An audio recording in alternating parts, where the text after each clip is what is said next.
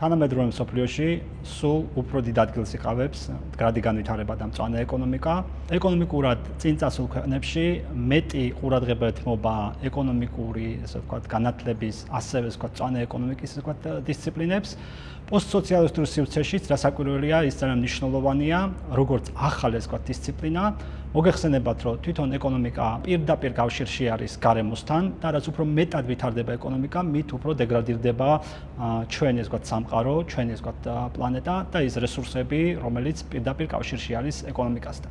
აღნიშნულიდან გამომდინარე, ძალიან მნიშვნელოვანი არის ცოდნა იმის შესახებ, თუ როგორ შეიძლება მართოთ შეზღუდული რესურსები და კერძოდ მწვანე ეკონომიკა არის დისციპლინა, რომელიც გვეუბნება თუ როგორ შეგვიძლია ეკომეგობრულად იმართოს ეს შეზღუდული რესურსები, იმისთვის რომ კონდეს მდგრადი და მწვანე განვითარების შესაძლებლობა. ჩვენი სახელმძღვანელო პირდაპირ ამ შემთხვევაში განკუთვნილი არის ქართულ და უკრაინულ ენოვანი, ასე ვთქვათ, მოხმარებლისთვის და შესაბამისად სწორედ მასში არსებული ინფორმაცია მიმართული არის ძირითადად პოსტსოციალისტური სივრცის პრობლემებზე.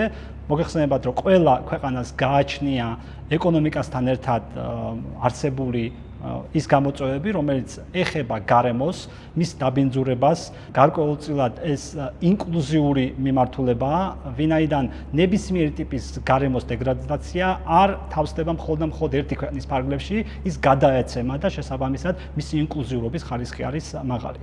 მიუხედავად იმისა, რომ სახელმძღვანელო მიმართული არის და მიზნობრივად ეხება როგორც ესე ვთქვათ, ქართველ, ასევე ვთქვათ, უკრაინულ ენოვან, ესე ვთქვათ, სტუდენტებს ან დაინტერესებულ სუბიექტებს, მისი გამოყენების ასპექტი არის გაცილებით უფრო ფართე, ვინაიდან მას შეუძლია სხვა დაინტერესებულ შემეცნებით და მწვანე ეკონომიკის მიმართულებით დაინტერესებულ სუბიექტებსაც გაუწიოს მეგზურობა.